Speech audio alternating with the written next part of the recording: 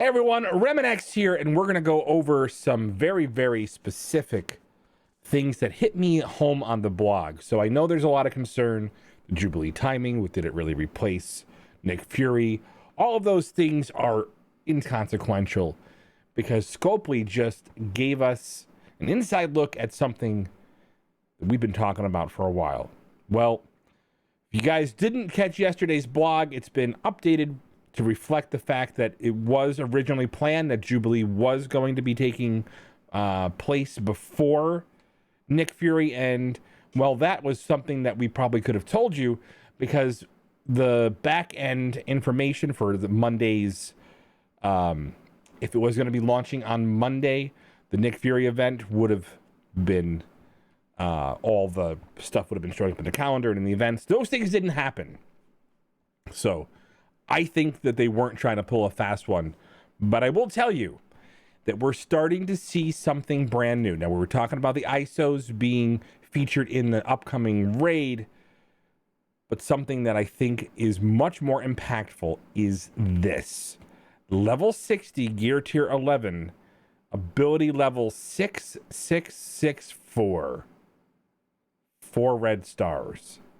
And for the first time, I have noticed we now have a T4 in the passive as a recommendation for completing the mode here. So gotta believe that it's probably tuned a little bit more for the level cap and ISOs and all these things. Again, I'm not upset about that. What I want you guys to know is that Scopely has just basically told us that red stars 1, 2, and 3 are irrelevant.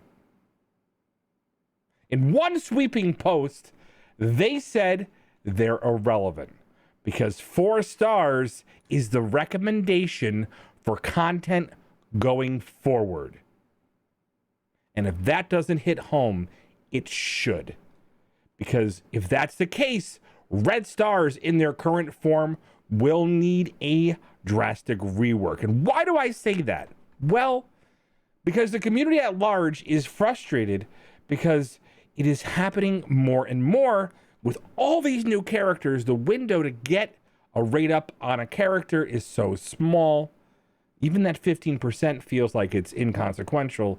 And we're going to get right into something more important. So we'll go to my roster here. Now, my roster represents spending that is at a content creator Kraken level, right? I am among the top of the Krakens who make content for this game. And so you could see that my red stars are well above average. That's going to be distributed by that. But I still have a few characters and potentially key characters. By the way, the skill tech lane I don't use. Where is he? He's over here somewhere. Where is he on my roster? Oh, there he is. The guy with the most likeness to myself. Wait a minute. 3 red stars, guys. Irrelevant. For the content, the end game content, what is being built towards, I can't use this character, so I'm not even going to bother bringing him up. He isn't as effective as a tank because we do know that the red star table, well, 20%, an extra 15% at 4, and then that extra 15% at 5. That represents a 30% swing. This is the meat of the red star table. A lot of folks, we did a poll here on Twitch.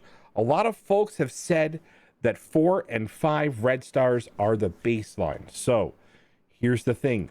It's important that we've been talking about what to use your upgrade credits on, because I'm going to tell you right now, Dark Dimension 4, and a few people have been sharing with me their journey through City. This is why I'm going to try to do it this week, because I just want to get a baseline of how my roster performs at high stars, high ISOs. But quite a few folks are hitting a wall when they get to City because the last node is tuned for symbiotes in such a way that they have high resists. You're not landing as many debuffs. That's a big deal. So from this, we need to talk about, well, when ISOs come out, right now it isn't that big of an impact because it's overall 10. Let's say it follows the same linear path ISO to. Let's just do a hypothetical. That is an additional 20% up upon the base stats of a character. Red stars are factoring more and more into how these characters are built up. And so 4 and 5, if ISO level 1 becomes the standard, well, you're going to have to take a look at your promotion credits. So let's just take a look at the store. If you guys are unsure about what to do with your silver credits, well, I'm going to say you definitely want to wait until you get high profile characters that you use and need in there. And it may very well be characters like Anti-Venom, characters like Sinister, characters that are being used in modes to make sure you survive. I don't think it's that simple where you just want to upgrade everything. Silver credits now have an amazingly high value when it comes down to we're looking at the fact that content may very well start being gated behind 4 and 5 red stars. Now, it's a recommendation. I don't think they made it completely irrelevant, but the fact that they've included that in their baseline analysis should tell you something that is what we're going to start seeing when we hit these challenges going forward. So not only are they taking into account the levels, the ISOs, things along those lines, red stars are going to have an impact more than they've had in the past. So not only do you need to spend some to get a legendary character, you may also need to get lucky. So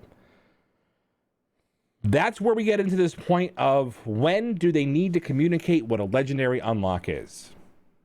And so we all know that they make more money when we panic farm, when we get frustrated, when we don't know what the unlocks are going to be. Now imagine when we're buying characters and leveling up characters early on, that now we have to be conscious of, do I need 3 or higher red stars on it to be able to complete the legendary challenge? So I really think that will be something where for some parts you'll be able to take it up to like level 71 if you're level 80. This is going to have a much more impact on new players trying to get these out of the gate. The newer Krakens, newer whales, newer dolphins, newer players in general being gated behind this. And again, I get it. Legendary characters shouldn't be available to everyone. It should be a result of careful planning, high spending, because otherwise the characters don't have that much of an impact. So a lot of the free-to-play players don't plan on getting these characters in the first pass unless they've been saving cores. And again, you have to be very good at speculation and, more importantly, about coordination when it comes down to your spending if you're free to play. So what I'm going to tell you is silver promotion credits as a result have a much higher value than I've been giving them credit for. Gold promotion credits are even higher. That influx we had at Dark Dimension 3, I need you guys to stop thinking about upgrading characters past 5, because you may need to upgrade characters to 6 to help your alliance, to help yourself progress down the road when you hit those roadblocks and those walls. Give you, for instance, a player who hangs out in my Twitch chat was struggling with the last part of Dark Dimension 4. Had a very, very high level symbiote team in comparison to some of the folks that will start hitting that very, very soon. And after multiple attempts, multiple hours, he was barely making a dent in Emma Frost. He had to level up the ISO, swap out the ISO, and level up additional T4s to really push that challenge. So the challenge level continues to go up. The current rate of bottlenecks is bad.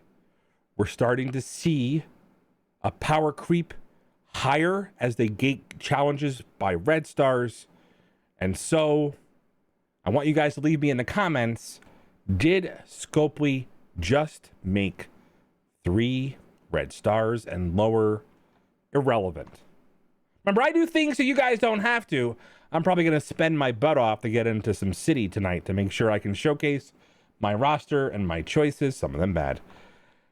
Love you guys much. Catch you guys soon.